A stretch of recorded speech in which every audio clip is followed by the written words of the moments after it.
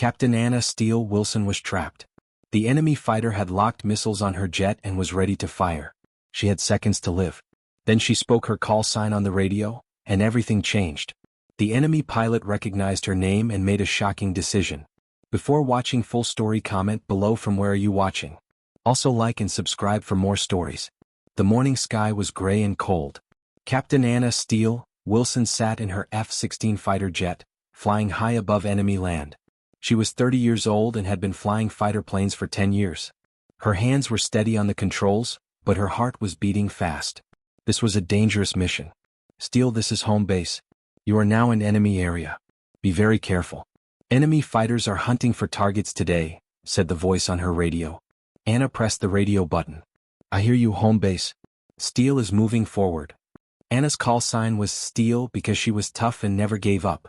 Other pilots respected her because she had won many air battles and saved many lives. Even enemy pilots had heard stories about her flying skills and brave actions.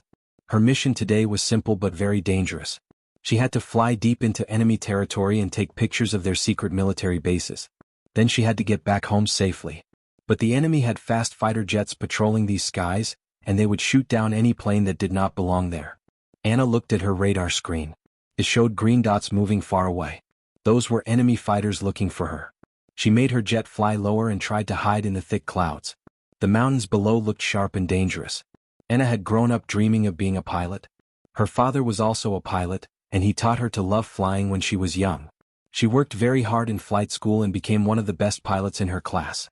Now she was known as one of the most skilled fighter pilots in the whole Air Force. As she flew deeper into enemy territory, Anna remembered her last big battle. 6 months ago, she had fought against 4 enemy jets by herself to protect a school bus full of children. The bus was trying to escape from a war zone, but enemy planes wanted to bomb the road.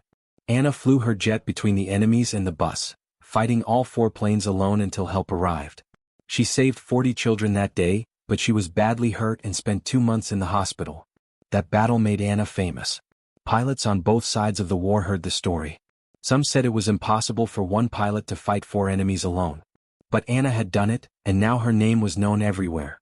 Suddenly, a loud beeping sound started in Anna's cockpit. Her warning system was telling her that someone had locked weapons on her jet. A red light flashed on her control panel. An enemy pilot had found her and was ready to fire missiles. Warning. Enemy missile lock detected, said the computer voice in her headset. Anna's training kicked in immediately. She looked at her radar screen and saw a red dot behind her, getting closer very fast. The enemy pilot was in a perfect position to shoot her down. Anna pushed her controls hard and made her jet turn sharp to the right, but the enemy plane stayed locked onto her. The beeping got faster and louder. This meant the enemy pilot was about to fire his deadly missiles. Anna had only a few seconds to live. She tried to escape by diving down toward the mountains, but the enemy jet followed her every move like a shadow. Anna was now flying only 2,000 feet above the sharp mountain peaks. One small mistake would crash her jet into the rocks. But she was also trapped by the enemy above her. His missiles could reach her easily at this height. Come on, think fast. Anna said to herself. There must be a way out of this. Anna tried every trick she knew. She made her jet spin and turn in ways that would make most pilots sick. But the enemy pilot was very skilled too. He stayed right behind her no matter what moves she made. Anna could see his jet in her rear mirrors, a dark shape with 2 deadly missiles under its wings. This enemy pilot was not like the others Anna had fought before. He was calm and patient. He did not rush to shoot. Instead, he waited for the perfect moment to fire his missiles. This showed that he was an expert fighter pilot with many years of experience. Anna's fuel gauge was getting low. She had been flying for 3 hours and her jet was running out of gas. If she could not escape soon, she would either be shot down or crash when her fuel ran out. Both options meant death. The enemy pilot moved closer. Anna could see his cockpit clearly now. Through the glass, she could see a man wearing a helmet and oxygen mask. His movements were smooth and professional. This was not some young pilot on his first mission. This was a veteran who had probably shot down many planes before. Anna tried one more desperate move. She pulled her jet up sharply, trying to get above the enemy plane. But her opponent was ready for this trick. He pulled up too, staying right behind her. Now they were both climbing straight up into the sky, but the enemy still had his weapons locked on Anna's jet. At 15,000 feet, Anna's jet started to slow down. She was climbing too fast and losing speed. This was very dangerous because a slow jet is an easy target. The enemy pilot could shoot her down easily now. Anna's radio crackled with static. Then she heard voices speaking in the enemy language. But she also heard some English words mixed in. The enemy pilots were talking to each other during the fight. Target is slowing down. Ready to fire, said one voice in broken English. Anna knew this was her last chance. She had to try something unexpected. She remembered that enemy pilots sometimes talk to each other on open radio frequencies during battles. Maybe she could confuse them or make them think she was someone else. Anna pressed her radio button and spoke clearly, "This is call sign Steel. I repeat, my call sign is Steel." There was complete silence on the radio for several seconds. Then Anna heard the enemy pilot's voice again, but this time he sounded very different. He sounded surprised and maybe even shocked. "Steel?" the enemy pilot said slowly. "Did you say your call sign is Steel?" "Yes, this is Steel," Anna replied, not understanding why the enemy pilot cared about her call sign. The loud beeping from her warning system suddenly stopped. The red light on her control panel went off. Anna could not believe it. The enemy pilot had turned off his weapons lock. She was no longer being targeted for destruction. Anna quickly checked her radar screen. The red dot was still there, showing that the enemy jet was nearby. But it was no longer in attack position. Instead, the enemy plane was moving to fly alongside Anna's jet, like they were flying in formation together. "Steel," the enemy pilot said again on the radio. His voice sounded strange, like he was trying to remember something important. "Are you the Steel who saved the children at Pine Valley School?" Anna was completely confused, but she answered honestly, "Yes, that was me. 6 months ago, during a big battle at Pine Valley, Anna had risked everything to save a school bus full of children. Enemy fighters were bombing the escape route, trying to stop people from leaving the war zone. Anna flew her jet between the enemies and the innocent children, fighting 4 enemy planes by herself until other friendly pilots arrived to help. During that battle, Anna was shot and her jet was badly damaged. But she kept fighting until the children were safe. She crashed her jet in a field and was rescued by ground troops. The story of her brave action spread quickly among military pilots on both sides of the war. "Steel who fought 4 fighters alone to protect school children?" the enemy pilot asked. "That's right," Anna said, still watching her instruments carefully. The enemy jet moved even further away from attack position. Anna could see it through her side window now. The pilot was flying his plane slowly and carefully, showing that he did not want to fight anymore. "My name is Major Wolf," the enemy pilot said. "I have heard many stories about Steel. You are famous among pilots on both sides of this war." Anna did not know what to say. She was still deep in enemy territory, still in great danger. But this enemy pilot who had been about to kill her was now talking to her with respect, like they were old friends meeting in the sky. "Major Wolf, why did you unlock your weapons from my jet?" Anna asked. There was a long pause before Wolf answered. When he spoke again, his voice was quiet and serious. "Steel, when you saved those children at Pine Valley, you saved more than just their lives. You saved their families too. You saved their futures. You showed that some things are more important than winning battles." Anna felt a strange feeling in her chest. Here she was, thousands of feet in the air, talking to an enemy who had almost killed her. But now he was speaking about honor and protecting innocent people. "I was just doing what any good pilot would do," Anna said. "No," Wolf replied firmly. "Most pilots think only about completing their missions and staying alive. You thought about protecting children you had never met. That takes a special kind of courage. That takes real honor." Anna looked at her fuel gauge again. The needle was getting close to the red zone, which meant she was running dangerously low on gas. She needed to get back to her base soon, or her jet would run out of fuel and crash. "Major Wolf, I need to return to my base. My fuel is getting low," Anna said. "I understand, Steel. But there are more of our fighter squadrons coming this way. They received radio calls about an enemy plane in this area. They will be here in 10 minutes and they will try to shoot you down." Anna's heart sank. She had escaped from Wolf, but now she had to face other enemy pilots who would not know who she was. They would not care about her reputation or the children she had saved. They would just see an enemy target to destroy. "What should I do?" Anna asked. "Follow my jet," Wolf said. "Stay close behind me. I will escort you toward the border. When my squadron friends see us, they will think you are my prisoner. They will not attack you if they think I am bringing you back for questioning." Anna could hardly believe what she was hearing. An enemy pilot was offering to help her escape from his own military forces. This went against everything soldiers were taught about war and following orders. Major Wolf, why would you help me escape? Your commanders will be very angry if they find out, Anna said. Because honor is more important than orders sometimes, Wolf replied. You showed honor when you saved those children.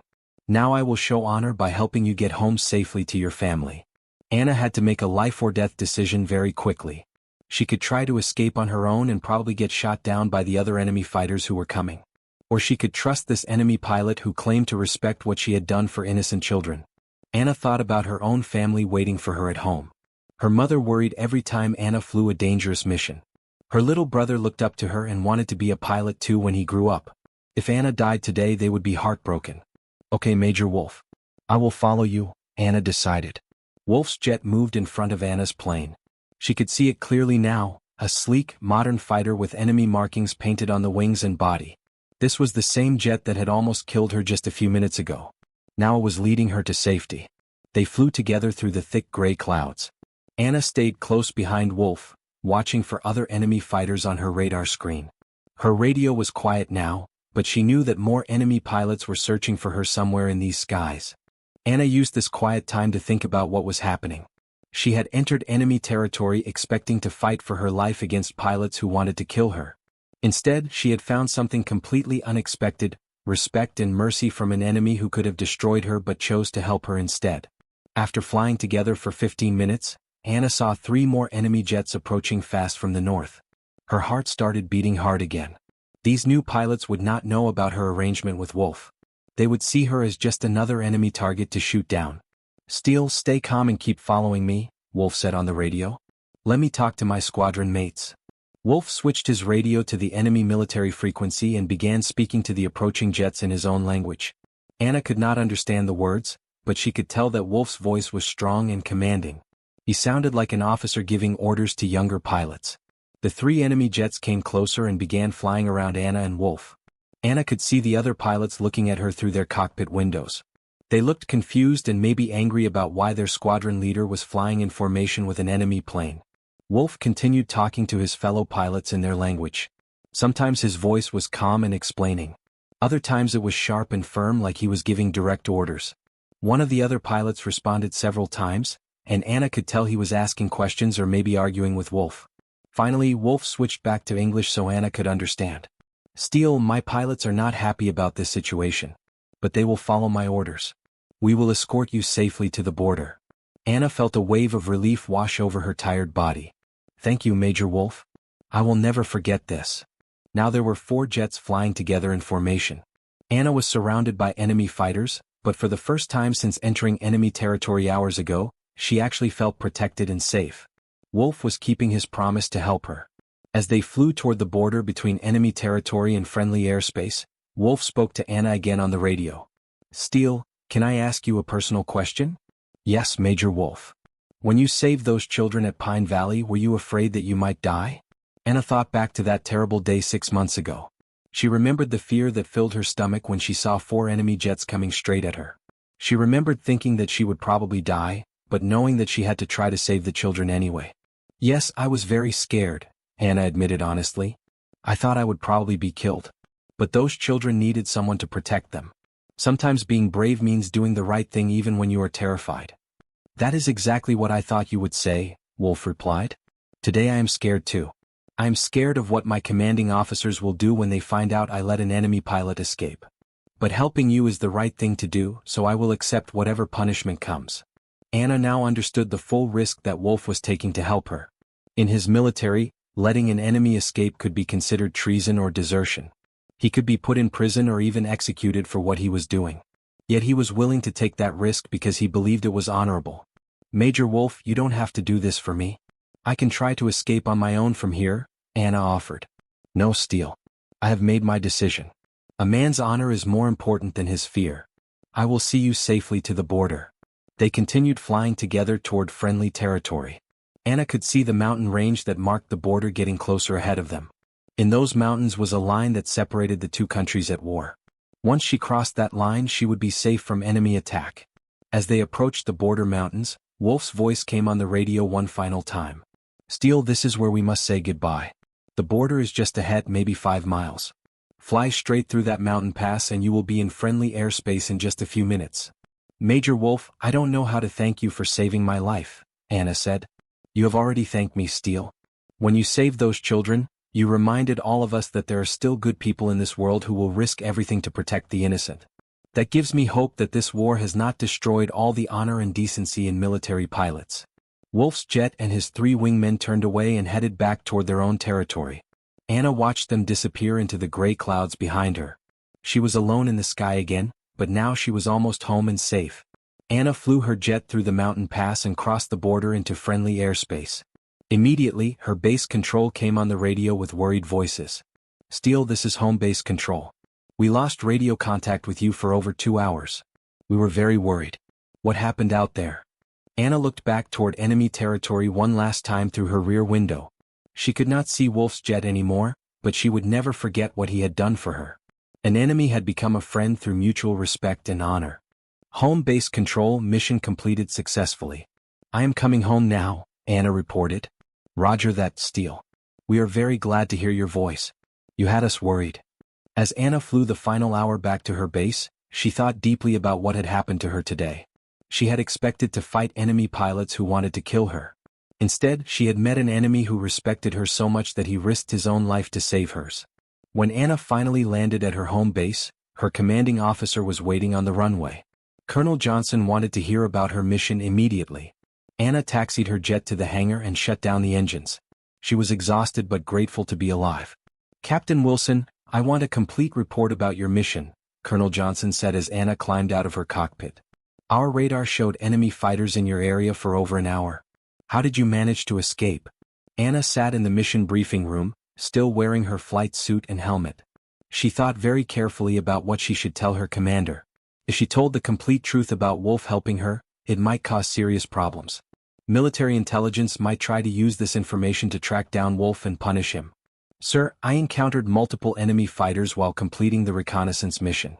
I was able to evade them using defensive flying techniques and completed all mission objectives, Anna reported. How many enemy fighters did you encounter? Colonel Johnson asked. 4 enemy jets, sir. One of them achieved weapons lock on my aircraft, but I was able to break free and escape, Anna said. This was not completely a lie. She had encountered 4 enemy fighters and one had locked weapons on her. She just did not explain exactly how she had escaped from them. Colonel Johnson looked at her with suspicious eyes. Captain, escaping from 4 enemy fighters when one has weapons lock is nearly impossible. Our pilots train for years to learn those kinds of evasive maneuvers. Are you absolutely sure that's what happened? Anna met his stare directly and steadily. Yes, sir. Sometimes you just get lucky in combat. The colonel seemed to accept her explanation. He closed Anna's mission file and stood up from his chair. Well, Captain Wilson, whatever happened out there in enemy airspace, you accomplished the mission and returned home alive. That's what matters most. Excellent work. Thank you, sir. That night, Anna lay in her narrow military bunk bed, staring at the ceiling and thinking about Major Wolf. She wondered if he was in trouble with his commanding officers for helping her escape. She hoped he was safe and had not been punished too severely for showing mercy to an enemy. 3 weeks later, Anna was flying another dangerous mission when her radio picked up enemy communications by accident. She heard a familiar voice giving flight instructions to other enemy pilots. It was Wolf. He was still flying combat missions and still leading his squadron. Anna smiled inside her helmet, knowing that Wolf had somehow avoided serious punishment for helping her. Over the following months, Anna heard Wolf's voice on enemy radio frequencies several more times during different missions. They never spoke directly to each other again, but Anna always felt a little bit safer knowing that Wolf was somewhere out there in the sky, an honorable enemy who had become an unexpected friend. The war continued for 2 more years before finally ending with a peace treaty. Anna kept flying combat missions throughout the war, and she never forgot the lessons she learned from Wolf about honor and mercy. She became even more famous as her reputation for skill and integrity spread among pilots on both sides.